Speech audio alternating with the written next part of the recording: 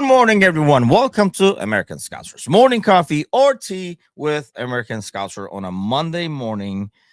That's right. He's here by contract. No need to be grumpy, even though there are grumpy ones out there. So we'll talk about those grumpy people who are out there despite 4 out of 4, regardless of how painful it might be or how scary it might get towards the end. Sir Z is here. Good morning, sir. As people gather around, as you jump in the chats, hit that thumbs up so others can be exposed to this comedy as well. But I hope everybody's doing well. Monday morning after, man, it should be a huge win. It doesn't feel like a huge win for some reason. It's Burnley away. Anytime I see, and I knew this game was going to be like this, when I saw people predicting substitution patterns and guessing like when we go up 3-0, when we go 4-0, the moment people start saying that, let's go in the first half, smash them, go up by 4 so we can sub this guy and sub that guy in and stuff like that. The moments fans start saying that, I know that game is going to be a shit show and it's not going to be an easy one because no game is really easy in the Premier League. And even Slot was saying it, when you have a team like Burnley who that was beyond parking the bus. I don't know what the hell that was. They didn't even look a counter attack like will or anything like that. It was just like beyond parking the bus. And that shouldn't be soccer / football, whatever you want to call it. Whatever that was, it wasn't soccer or football because they just did nothing. 0.0, says Kenny. I mean, that's freaking. And can we just get this out of the way that people who, especially like these like commentators, pundits and stuff like that, I just don't understand how they can sit there week in and week out, right? Criticize teams and good teams, mind you, who are not playing well, but like winning, like they were not their best and stuff like that. Like they should create more and shit. Like they sit there and criticize that. And the same idiots are sitting there towards the end of this game saying like, oh, Burnley deserve more. Why? Give me one freaking reason Burnley deserve to get more out of that. I mean, it's Burnley basically played like if 11 of us gathered up a team. I mean, we're going against Liverpool. We're like, dude, don't go up. We can't go up anyway. They win the ball right away. Let's do defense. Maybe we'll get lucky. They won't score. We'll be so crowded that it'll bounce off one of ours ass, the other one's like toe and stuff like that. And they are like nothing. So how a team that does not even attempt to play the game deserves to get something out of that is freaking bullshit. And it pisses me off so much when I hear people say that. And I'm not claiming as a defender, I'm not claiming defending is easy. But don't come to me every freaking week and criticize teams for not getting like more goals or creating more chances, blah, blah, blah. And then sit there and say, oh, they really deserve to get more over there. Oh, poor Burnley and stuff. Screw that. They didn't do shit. They did not play. That's not the game. I mean, basically, I just told you guys that's what we would do if 11 of us, like we just got the chat. We're almost 11 over here now. Let's go in and like play against Liverpool. But these are Premier League freaking players that are getting paid a lot of money and that are worth a lot of money. So they should be playing probably a bit more than what you and I would play if you played against Liverpool at home. So no sympathy there. They deserve to be beaten by a lot more than 1-0. So let's not go with this, oh, they deserve more, poor Burnley bullshit, because that's all it is. It's bullshit. Excuse me. I mean, that has nothing to do with football. That has nothing to do with soccer. It's just anti-soccer at its best. It's Scott Parker at his best. And so, okay, another thing. God, man, I was like, I didn't get to watch the game live. I watched the first half. And then the second half, I was like refereeing. So I'm like, have the phone getting notifications. And then I went to the car. I watched the first, the game was over by then. So it was like a lot more comfortable watch. But I watched from like 80th on, and then after I came home, I watched like the rest of the second half and stuff like that. But during the penalty, I didn't know if it was a penalty or not. I just saw like the Mo Salah goal. Like literally, I got the notification. I was expecting to get the notification for like full time kind of a deal, and I got the notification with the goal and the full time pretty much at the same time. So, but the penalty is a clear penalty. And Scott Parker, to talk about after the game and saying, I don't know if you guys saw this press conference, but they asked him about the penalty, and he's almost like the same. I have never seen a player turn himself in for a penalty. Like literally, that's the definition of turning yourself in. Where, I mean, like they could have just said, you know what, there's no need for VAR. Just look at Hannibal over here.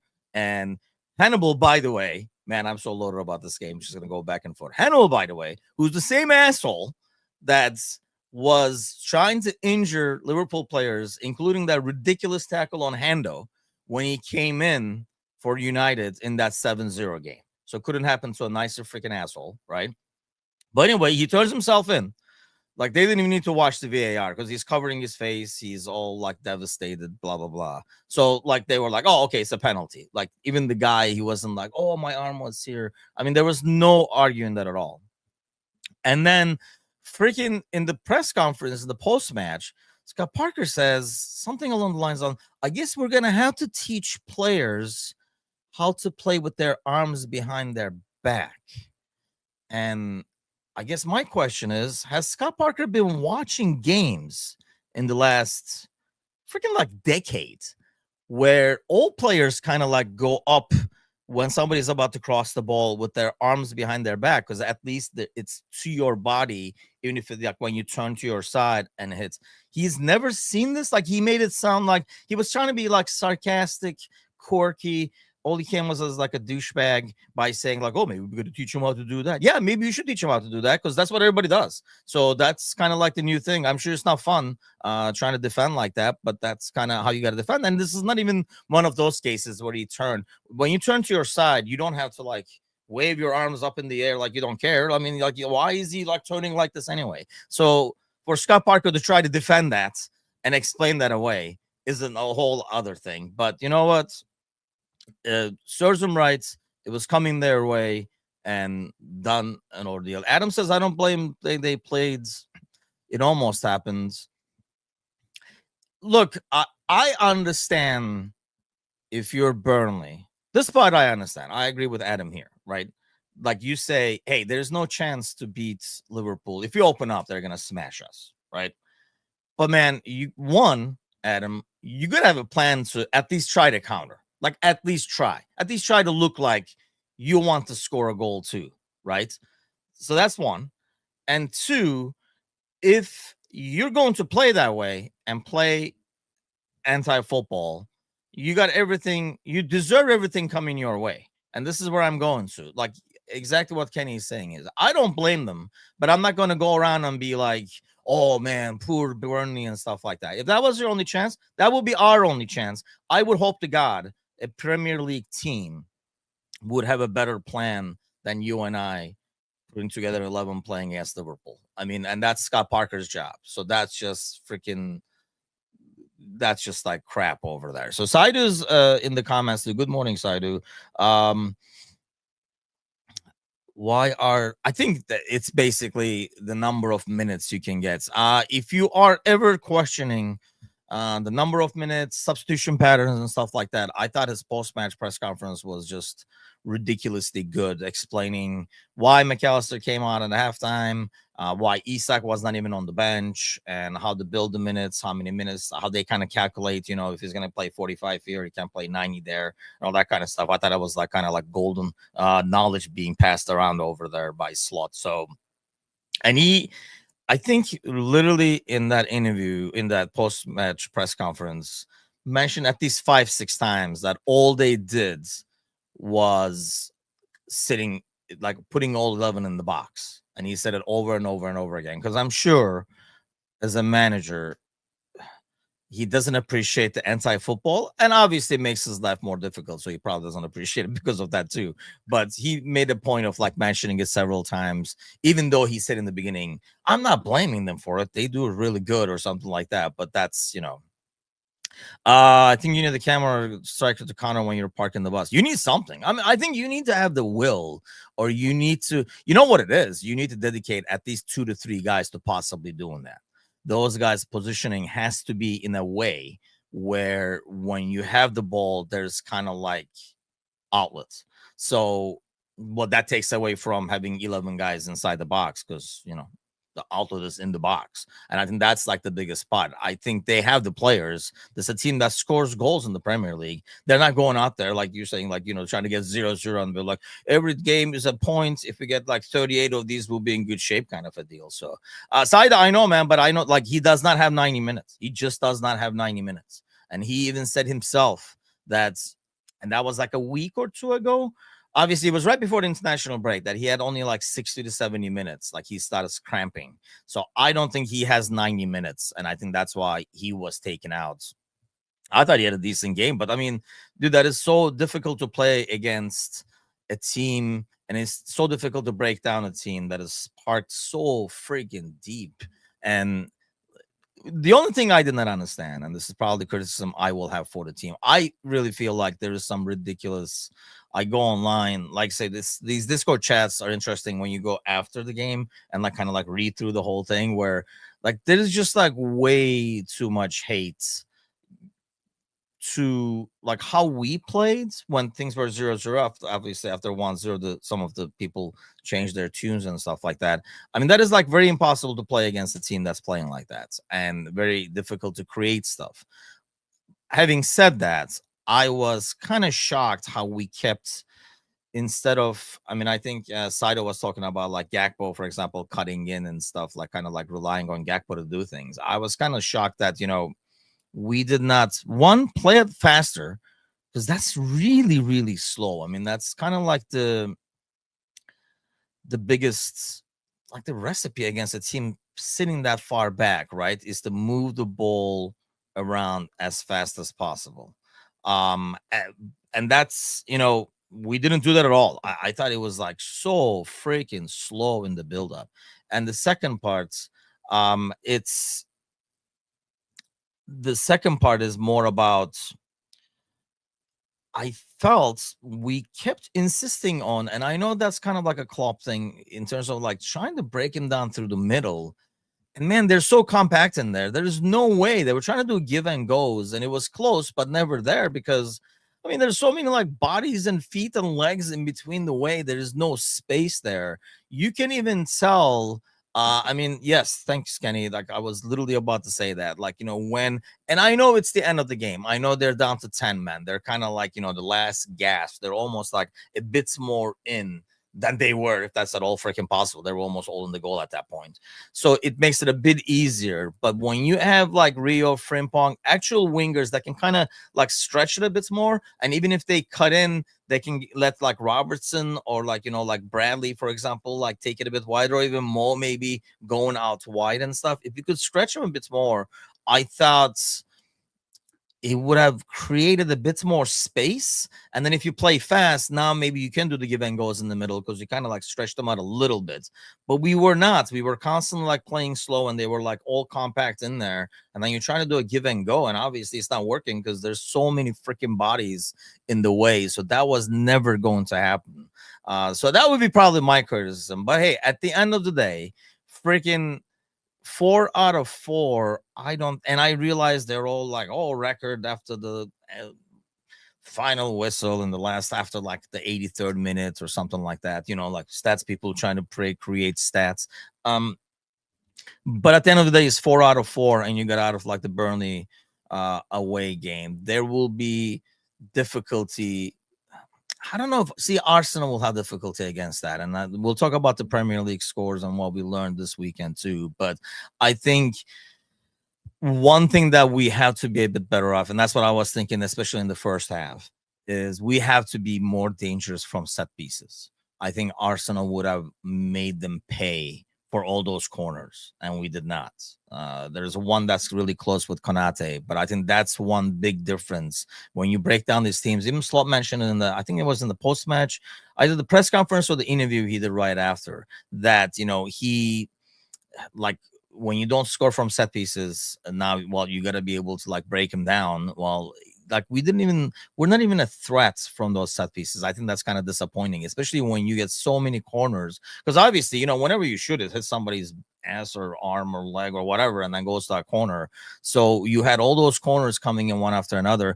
I never get the feeling when we're taking a corner. I mean, it's kind of like rolling the dice, but it's not like edge of the seat. Oh, we're going to score kind of a feel. I just don't think we're as good as we should be when you have a lot of size in there if you wanted to, through like Gakpo was taking corners, and I was like, why is like shouldn't be like one of the few guys should be indoors?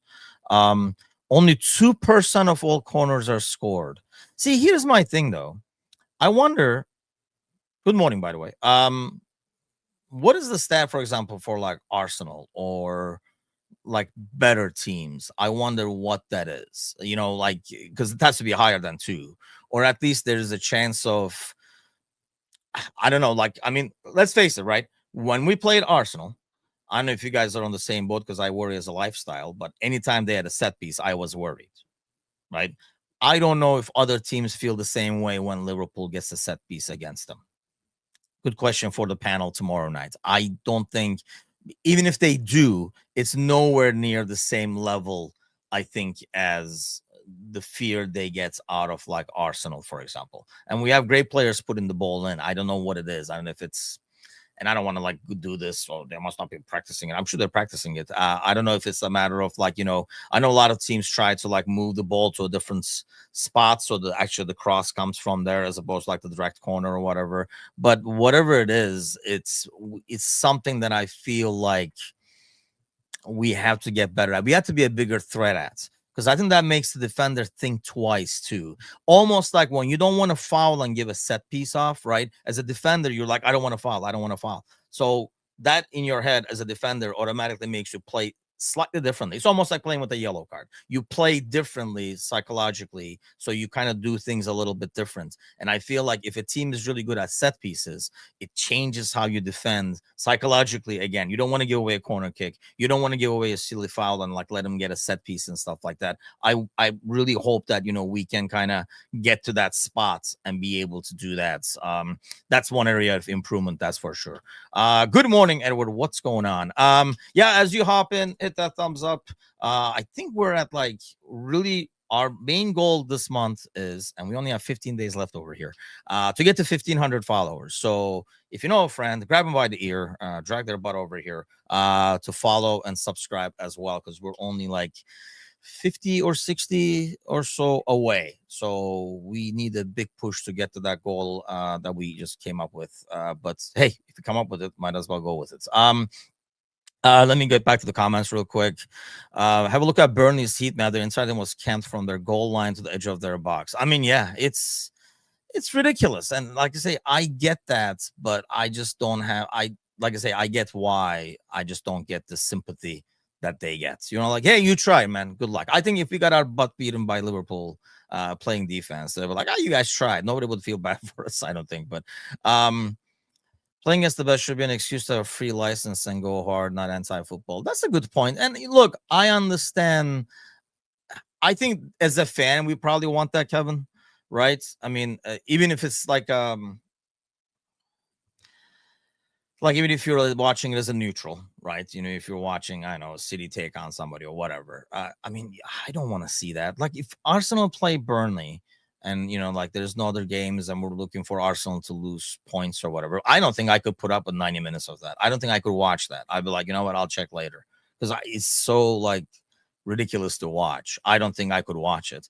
And I realize like a guy like Scott Parker doesn't want to go out there, play really open, get maybe smashed at home like 4 weeks into the season and create like a mood that's not good or something like that.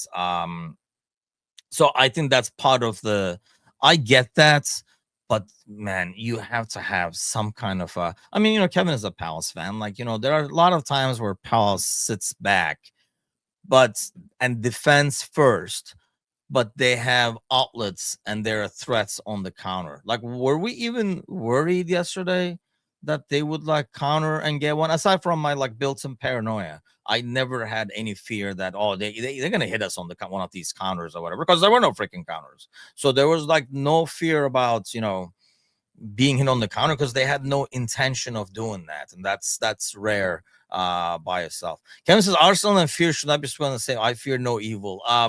Yeah, set pieces. I don't know. I do think they have a lot better set pieces, as much as we hate it, and they're a set piece FC. You go back this season. That's why I think it was awesome that we beat him from a set piece. By the way, it's a free kick. But I mean, if you look at the United game, that's how they won the United game. Even if you look at the Leeds game where they smashed them, it started with a goal from a set piece. Yesterday, if you score from a set piece in the 25th minute, right, that plan goes out the door for Burnley. And I don't think they would just open up, but they would open up a little bit more. They would be like, okay, let's go to phase 2, where at least we leave 2 guys up top for a counter or something like that. And we never could do that. And it goes till the freaking 95th minute. You got to give credit to this team for keeping their composure and playing throughout the same way. Mind you, even like still slow towards the end there. But you got to give him credit for that. You got to credit for Mo for smashing that thing, because good thing I was not watching that live, because I don't think I would have made it, because I would be worried about Mo making it. But he's like freaking like smashes that thing. It's another 3 points. The only team to get 12 out of 4 games, and you move on and live to see another day. And I realize people look at how the game is played, how we're playing overall, and it's like a lot of criticizing going on. Why aren't we doing this? Why aren't we doing that? They're not. We all knew there was going to be growing pains. The key was, and when I looked at the fixtures before, like in the preseason, like when we were talking about in the offseason, I should say, I was worried that there were a lot of like really tricky fixtures. And no fixture is really easy in the Premier League per se, but there were a lot of tricky fixtures early on in the season. And I was like, man, these are going to come right when we're trying to gel and make things happen and click and all that with the new guys. And we are seeing it. I think this team is going to play a lot better, right? We are kind of seeing that.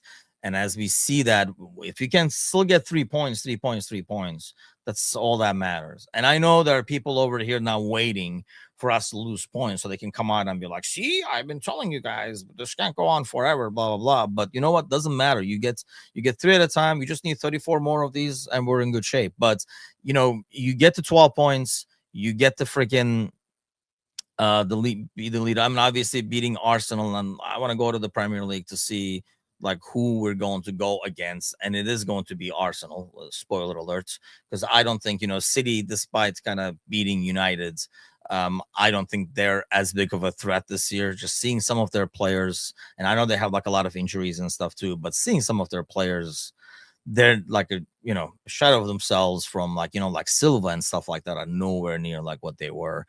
So I don't think they're as big of a threat. We saw Chelsea again this weekend. They're nowhere near ready. Already lost points in like 2 games and stuff like that. So Arsenal is going to be the one.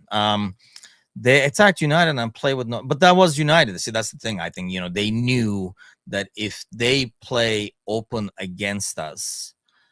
I mean, the funny thing is Grimsby, who defended for death too, at least they had some like counter threats and stuff. But again, we're talking about United. There's a little bit of a fear factor too. Like we always complained during the Klopp era, right, when we were going against City, where teams would not have a go at City, but they would kind of with us a bit more. Right, they were really parked with City and eventually like get scored on, and then like 3-4 and stuff like that, it would go away. We always were like, oh, they're not having a go at him. If they go at him and stuff, I don't think people want to go at Liverpool right now, knowing the moment there's space behind, you're just gonna get torched. So nobody's giving you that space behind by like trying to attack and stuff like that. So I think that's where we're at with the team. Nobody's going to kind of like go at Liverpool. Whereas when you have a United, and the proof is out there already that if you have a go at them that you can succeed, then people are gonna go at it. And during the Klopp era, where we were a bit more like susceptible to counters and stuff like that, people saw that and said, you know what, you can do this, you can do that, you can create by doing this, you can counter like this, because they're all pushing their guys, blah blah blah, whatever it is. So whereas they did not see as much of like an opening against City, and they parked the bus against City, and eventually City would open them up. I think the key is being able to open them up. I know we're probably going to go back to, like Wirtz. These are the second half is a lot better. That's for sure. Obviously, he gets the second yellow and stuff like that, and the red card that gets him down to 10 men. Second half, I thought was a lot better, but these are the games that you really need Wirtz to be a bit more like effective, a bit more move around and stuff. But it's all matter of like getting used to it. I mean, if you watch like the post match with like Mo and Van Dyke, even Mo talks about, I think this is a bigger deal up top actually, in terms of players knowing where people are going to be, which run they're going to make. If you get the ball over here, the moment I see you get the ball, I know this is what you will do, so I'll make this run. And I realize these guys like practice and play every freaking day and stuff like that, but that still takes time. That still takes a lot of time. I mean, most of us, I'm sure, at some sort of level, play this game, right? That we follow and watch and stuff. You know that there's a weird thing, like a telepathic thing with a dude that you played for a long time with, that you know what they're going to do instantly. You don't have to like even think. So that's, I think you gotta, it takes time to get that place. And Mo was talking about finally getting it with like Diaz and Nunez and stuff, and they're gone. I know what he was getting with Nunez, that's a different story, but like with Diaz and stuff like that, understanding when he has the ball, which run should I make, or where should I be, or how does he want the ball. All these are like things that like get it at the same time. I mean, Kevin says these guys are winning and practicing at the same time, will only get better. Yes. And the Everton game, that's never easy either. So we'll talk about that. Obviously, there's Atletico Madrid first. That's another like tough home game. But say while Wolfizer, good morning, sir. Yes, hit that thumbs up. The league. Actually, you know what? Before we get to that, should probably talk about this. I don't know what you guys thought about it, but the whole Kirk situation with this dive and stuff like that. And even Slot mentioned that it's a horrible dive, by the way. That's why defenders should not try to do that. I mean, there's a time and place for a defender to try to pull that stuff. You kind of protect the ball, you feel a bump, you fall on the ball, you get the kick. That was like my trademark move. But I never try to take a dive and stuff because you just can't simulate it as well. You're not as used to it. But that's a horrible dive that puts everything in a tough spot. Having said that, I thought it was very telling of Slot, and I really, really liked and appreciate that. Like he could have waited till halftime. And he even said most teams, most managers would probably wait till halftime for him to pull the plug and say, no, we're doing this now. We're not taking this chance. I think says a lot about how kind of like ruthless he is at times. And I really, really like that because I thought that was extremely smart. Because that foul he had where he kind of like pulls the shoulder a little bit, I was like, oh shit. And this is the Premier League, this is the PGMOL, anything can happen. So I thought it was extremely smart for him to kind of like, take him out. And it was really good to see Robertson out there, by the way. And I thought he did really, really well. And probably maybe more used to, like getting wide. I know like the moments he came on, actually he went inside. He kind of likes doing that now too, with the overlap, Gakpo being out wider and stuff like that. But yeah, you could kind of tell there was a bit more of a pep in the step, right? Like when Robertson came in, a lot of people like constantly complain about like, like almost like count him off as he's done and stuff like that. And I think that's way too premature. I think Robertson is still good for a solid 90 minutes a week. Like one solid start a week, and I think we will see him more and more. Hassan is in the house. Good morning, sir. While the official Kirkes needs to watch Ronaldo early years on diving. Yeah, man, that was ugly. It's like he does the motion if you look at it, but it's so out of place it doesn't even make sense. Like it almost looks like a bad Photoshop. Like he's like doing a motion, but the other player is not doing the same motion, so they don't match. It looks like a poorly done, like where they do Photoshop, but the lighting doesn't match. That's really what it looked like more than anything like. So yeah, I mean, we did still talk about the Kwanzaa thing, but that was more performance, like, and we got that, and that was like the ruthless, though, to your point, Cersei. I think that kind of like was another thing where we were like, damn, he's not playing kind of a thing. You just like, like substituting right away. This one I thought was like a lot of managers will make it till halftime, maybe even tell their guy to be like, hey, you got to make another 9 minutes over here and stuff. But he did not roll the dice because he did say in the press conference that the only way they were going to lose that game, there was no way they were going to lose that game if there were 11 people. But I mean, I would argue actually. How about this? Maybe if we were down to 10, maybe we could hustle Burnley to come out. But knowing Scott Parker, that they probably would not. But the Mac foul, I was amazed that did not get it, but that was pretty rough. I thought that could be a direct red as well. That's a good point. It could have been, but yeah, I mean, you can't go to. It's one of those games where you can't nitpick on refereeing. Like I said, the only complaint I have is how we approached a game like that. One, I would think we knew, maybe not to this extent. Maybe, Slot thought, hey, they're home, man. They're not gonna all fucking sit back this bad. Well, they did. So maybe we didn't expect them to sit that far back deep, but you knew they were going to be defending. And I feel like we have to have like a better game plan of like attacking that, and playing as slow as we did and as like narrow as we did can't be it. I'm just like really shocked to see that. And I'm shocked to see we did not see a change in it until the personnel kind of changed a little bit. But that should not be, oh, because this guy likes to go wide. I think by design, you should have somebody, like stretching that defense a bit more out. So they're not like parked in the middle, waiting for like the ball to be crossed or like a give and go to block and stuff like that. So, yeah, I mean, it's the same dude. And yeah, he acted like he didn't do anything on that one either. But that's like a good moment by Wirtz over there, because that's his like agility to be able to suddenly like, almost like it's weird, like he almost like darts sometimes when he gets that ball. He has that like motion where he kind of like darts, and he suddenly like his acceleration is so fast. Look, you look at the transfers, right? And you look at Kirkaz. Arsenal game was probably like an outlier. He did really well in that one, but he has struggled. It's gonna take some time.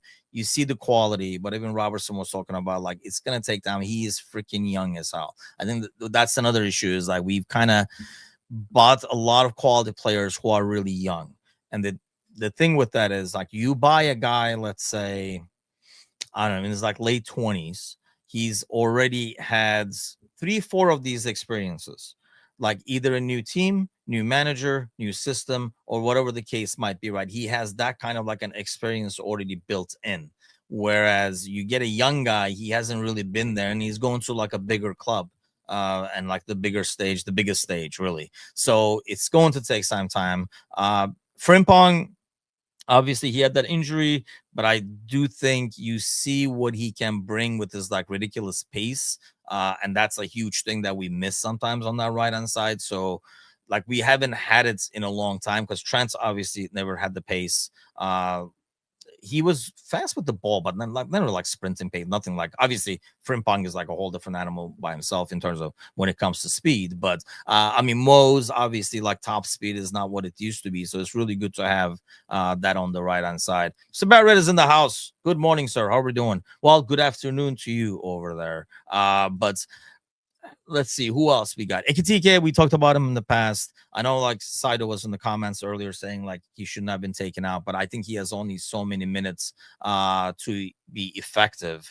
But I think like he is a great move. Isak, obviously, we're not gonna. It's made it sound like we will not see him until against Everton. Like I don't even expect to see him on the bench on Wednesday.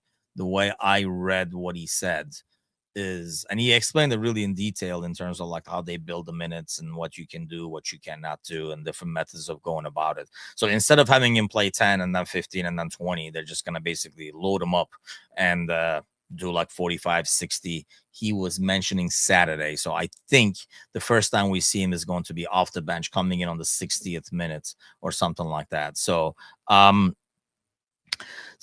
Isak, obviously, like Ekitike, I think it has been like just amazing. I'm really, really, really impressed. And there's that move he does on the left hand side.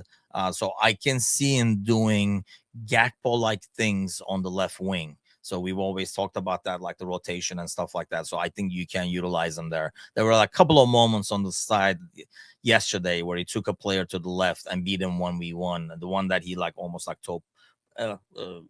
pokes towards that like far corner.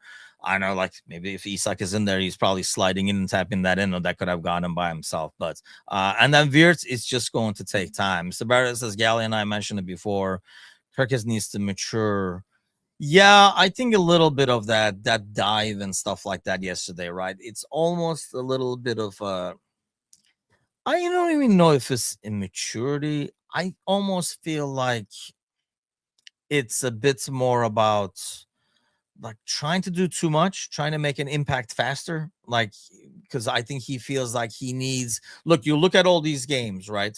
The Burnley game. Who's the name that's going to come to your mind? Chiesa. Um, Away Newcastle. It's Rio. Last week, home, it's freaking Soboslai. I think he wants his matching game.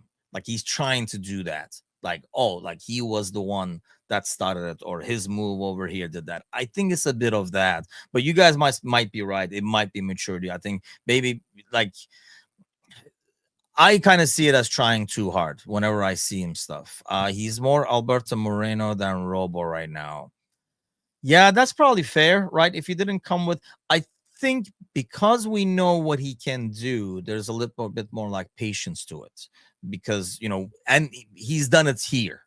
I think it was like, oh, he was a great left back in Portugal and he came over here and he started the season like he did.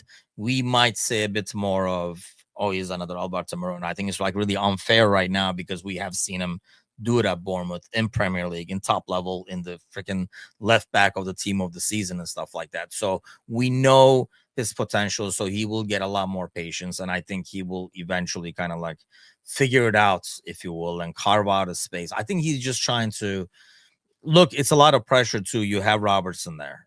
Like, so maybe that was one thing when we talked about in the offseason. Hey, I'm the first guy to say, I would rather keep Robertson over Costas. Don't get me wrong. But I think that was one psychological thing. There's one thing to learn from the more experienced back and stuff, but there's a bit more of a looking over your shoulder. You're not going to look over your shoulder when, Costas is behind you because you look over your shoulder, Costas is serving coffee to Mo in the background. So it's not really scaring you. So maybe there is a little bit of that. I don't know. Maybe I'm trying to make excuses for the kid because it is a kid. So I think that's one thing to bear in mind, that he is still a kid and he's gonna there's gonna be some growing pains, and that's why it's so important winning these games, man. It's 4 out of 4. It's freaking 12 points. Be freaking happy. And as we go through these growing pains, that we are, like still getting the wins. Wait, what is that supposed to mean? Not that I'm not taking the stupid yank thing. Hold on. What do people say? I guess.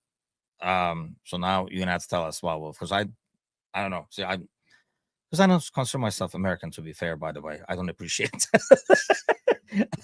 I know a lot of get comments on like the freaking internet's saying like calling me a stupid Yankee and stuff like that. But I I don't have an American accent, right? No, it has to be kind of like a little bit of mix going here. I definitely don't have a Turkish accent, but it's kind of like a weird 32 minutes. It is working. My therapist would be proud. We've gotten shows without mentioning Trent, but not in a post match, I guess. Nah, no, I don't think so. Robo spoke well today about it, and he said he will. Yes. But that's, like Robo is saying the same things, and I think Kyrkes is saying the same things. But I think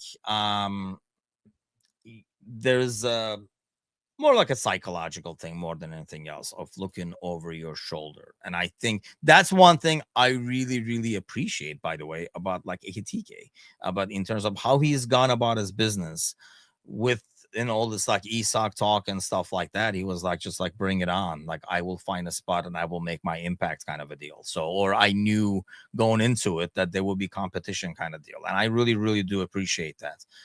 Oh, Bournemouth people say no. Really? Who says that? Hold on. Tonight's like Paul will say it maybe in the show. No, I'm just kidding. Paul definitely wants. Yeah, hold on. I'm gonna have to look out for that and see if everybody says that. But yeah, I think that was like that's the biggest thing with like Robo and Kirkes. It's like a weird dynamic. I think they're both saying the same things. They probably both mean it. I'm not saying like they're like kind of, just saying the right things kind of a thing.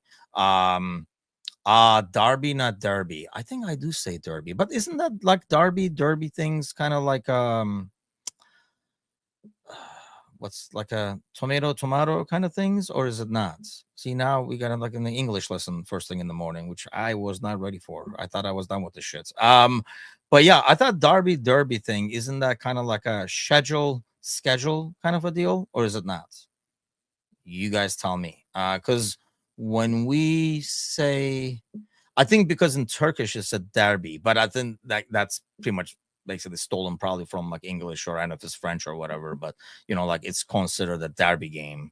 Um, if Fenerbahce is playing Galatasaray or whatever like that, that's like the Turkish. So now somebody has to tell us where are all the English professors when we need them. They're our writers. Our writers are professors. We got a couple of professors in there.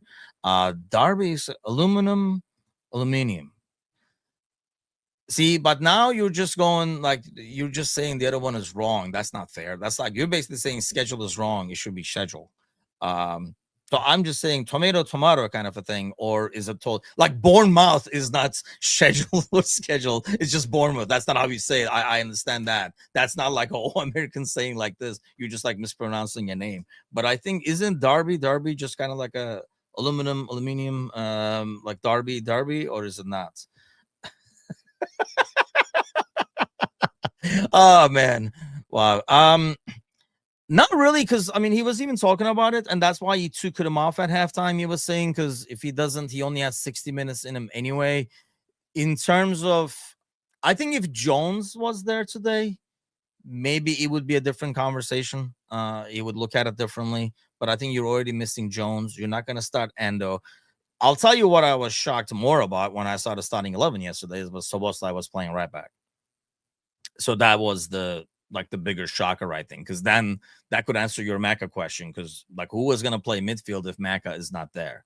And I thought it could have been Jones or Soboslai.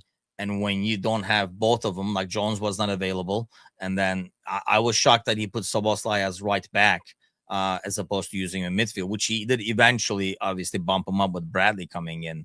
But I only assume they did not ask him that in the post match, but I only assume like Bradley doesn't have that many minutes either. And I think this was always going to be the change. He said he had 60 minutes. The reason he subbed him at halftime was he didn't want to use the second substitution in the 60th minute for Maka. So he basically started him, took him off at halftime. So I think it was the plan all along to give him 16 midfield and then bring in Bradley and bump up Soboslai over there. But it did not happen.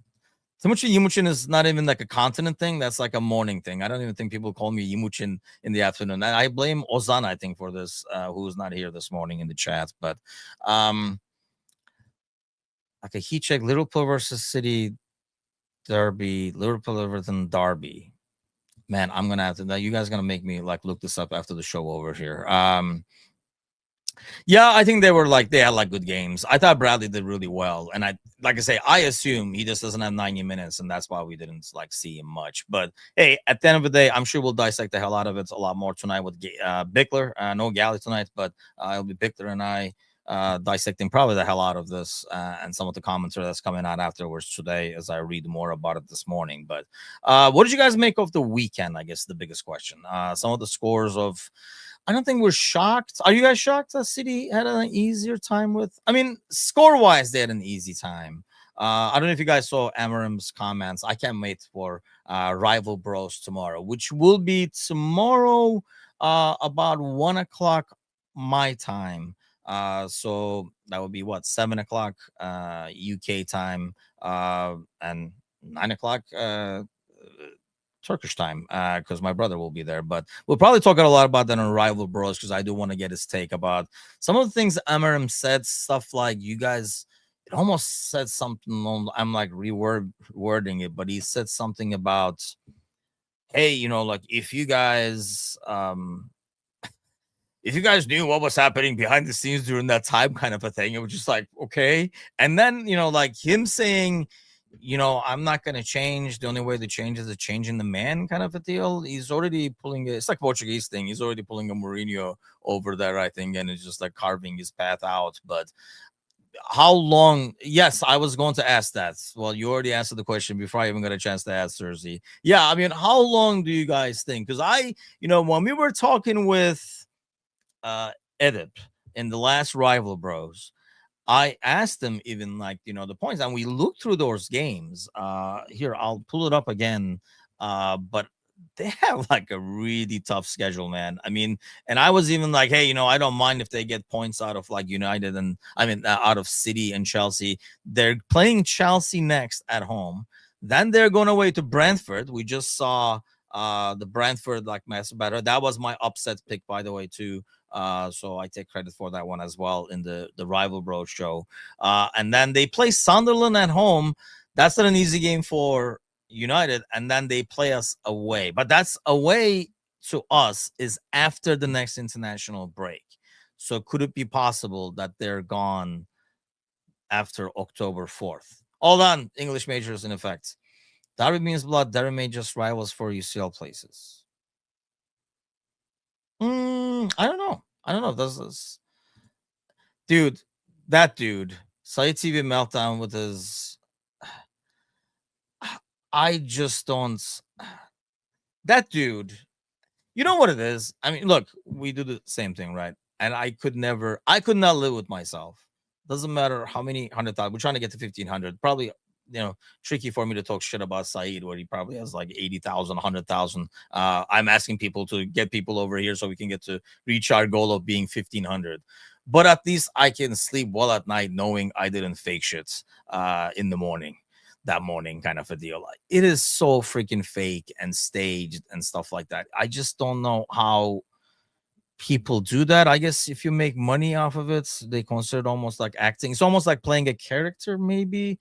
I don't know. I'm just too old and tired to be playing a character. Maybe that's what it is. But yeah, I just would not be able to live with myself, really. I mean, even the scripted stuff, I just, I mean, ask anybody in the channel. I just hate anything that's like planned. Maybe I'm too lazy to plan, for one, and two, I just more appreciate just like the natural conversation that's just being, because I feel like that's, I know that's more interesting than, I mean, like, it's one thing to be like, we'll talk about this, we'll talk about this, we'll talk about this, but I don't, once we say that, I don't want to be like, don't want to do like an ESPN thing. Don't want to be like, oh, Stim Nickel, he's going to be negative. This guy's going to be positive. You say this, I say that, and then we'll fight and yell. I just can't be bothered. It's just too much work, first of all. But Saeed channel was bad. He started getting on other channels arguing how he got bigger. How did he get bigger? Because he wasn't the, whatchamacallit, with Goldbridge, right? And then he's one of these guys that started his own thing. And which one is the Biryani Bandits? Is that the guy? Like, the people who are behind him, like, he comes out with like I'm like, dude, why are you wearing a ski mask inside the house? Like, I don't know. It is so, I find it very, very cringy and very, very fake. I see a lot of like,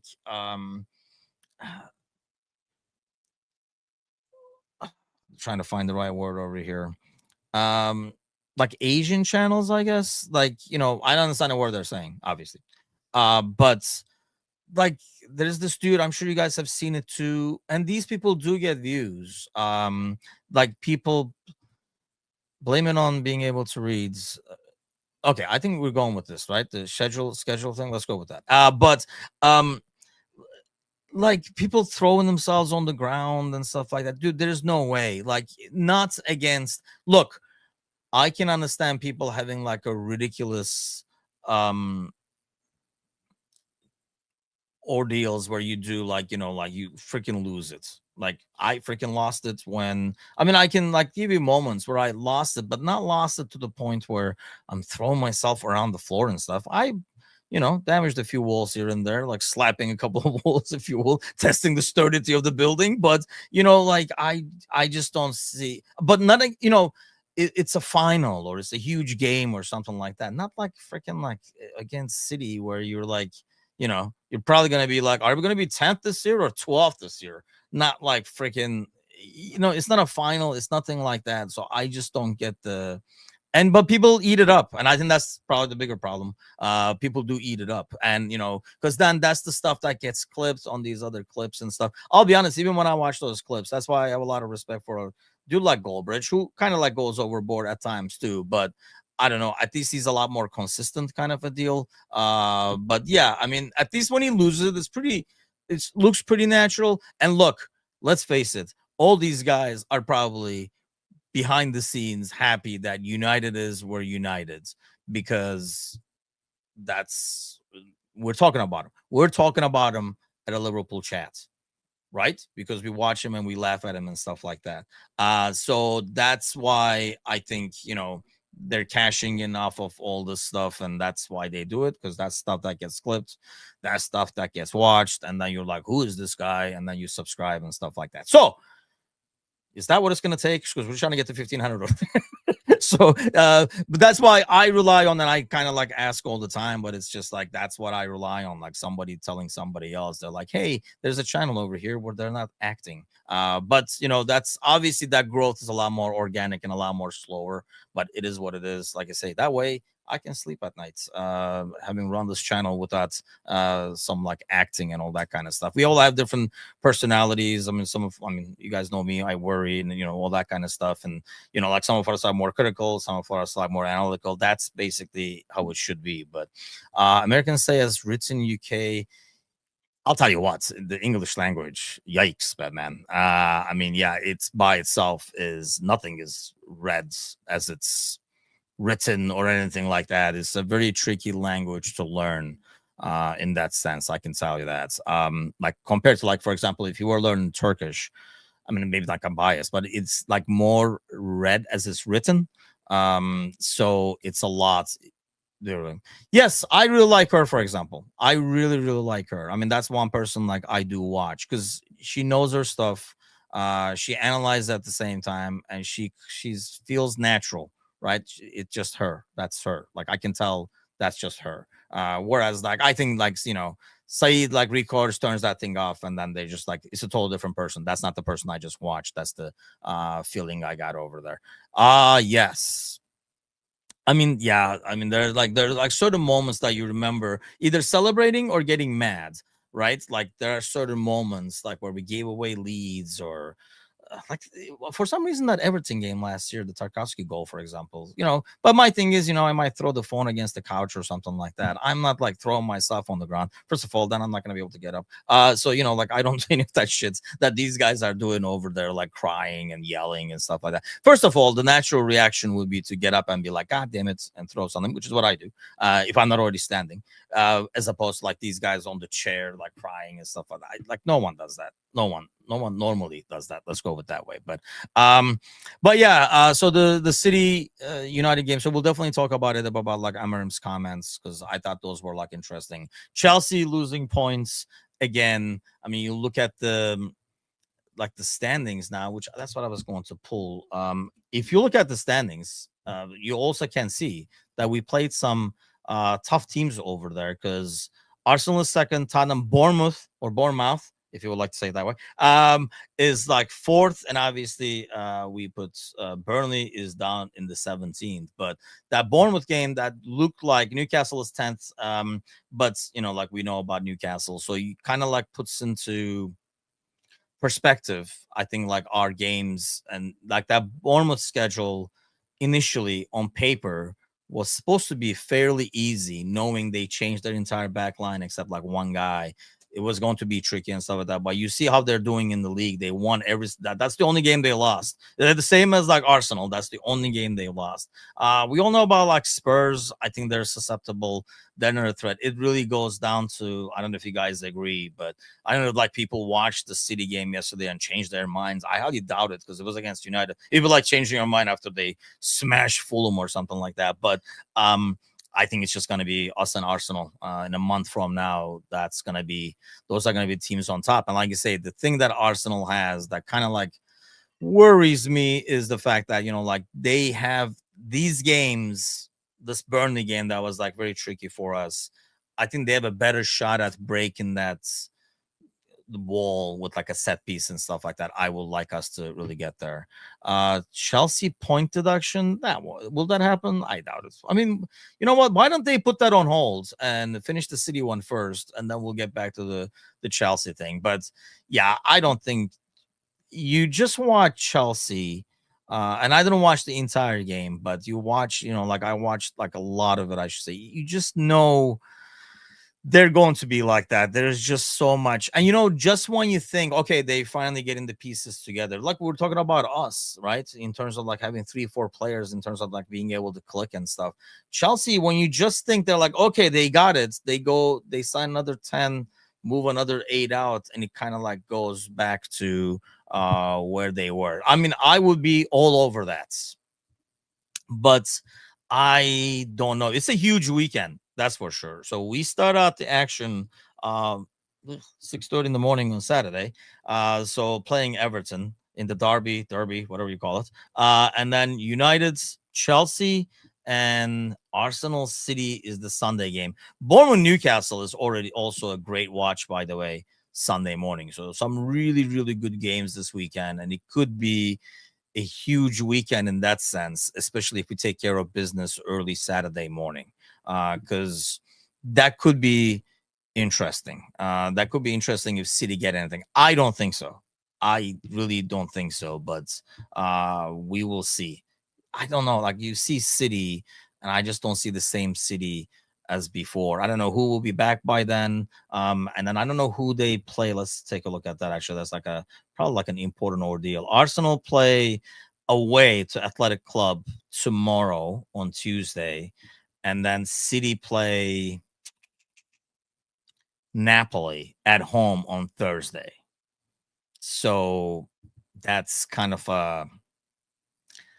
that makes it a lot trickier. That I'm amazed. We don't see Pep going around bitching about that. So that basically gets in like within 3 days after playing Napoli. I know they're home, like they're not traveling, but still, Arsenal gets an extra day as opposed to like City. 25. What does that get us?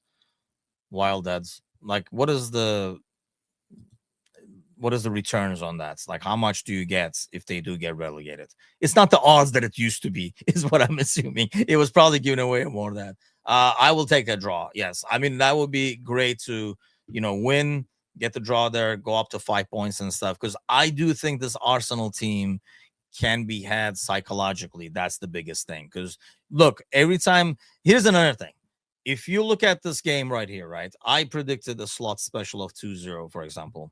But I'm telling you, this hurts Arsenal and their psyche a lot more than a slot special 2-0 boring win, because it is like damn it, they did it again. They just can't be stopped kind of a thing. That feeling, we've had this with freaking City. They always find a way. They always find a way kind of thing. And it's kind of like, over time is demoralizing, especially if you're as fragile as Arsenal. So I feel like these last minute wins was probably hurting him like twice as much as like if we just wanted them regular. Like the Bournemouth game, if it was just like a 2-0, 3-0 game, I think they would be like, guys, first game home, they're gonna get that. But winning like that, winning against them, obviously the way we did, winning against Newcastle away, I'm telling you, they will lose points at Newcastle away. That's a game that I will look to see and count as they might lose points there, kind of a deal. A lot of teams are going to struggle when they go up there.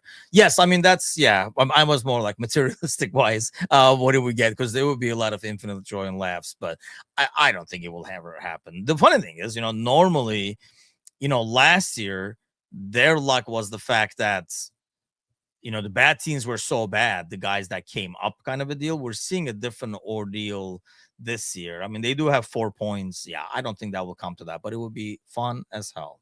Long time to recover. I think so. I don't know, like how many people would bail, how many people would stick around. It's fun to talk about, but I just don't see it happening. We hope record most spent in Prem. Yeah, I mean, that's another thing that's crazy. You look at him yesterday.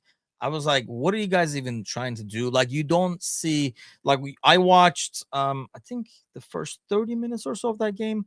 And in the time that I watched, like you're looking at it and you're like, what is the plan here? Like you see some moments from City where they do some combinations, setting up a triangle here and stuff like that. Like some things that are like clearly practiced seeing taking place. Like guy comes from the wing, like Foden makes a run, drops it back, like things like that. You look at United, it's like, dude, what are you guys even trying to do? Like, do you guys even practice together? Like, it's just like so random, the things they do. And this is what their problem is. They just sign these guys that have the potential to do things by themselves, but it's all very individual. And I really think over time we are seeing this, maybe because teams are getting better overall in terms of like the player quality. So your difference maker can't always make a difference.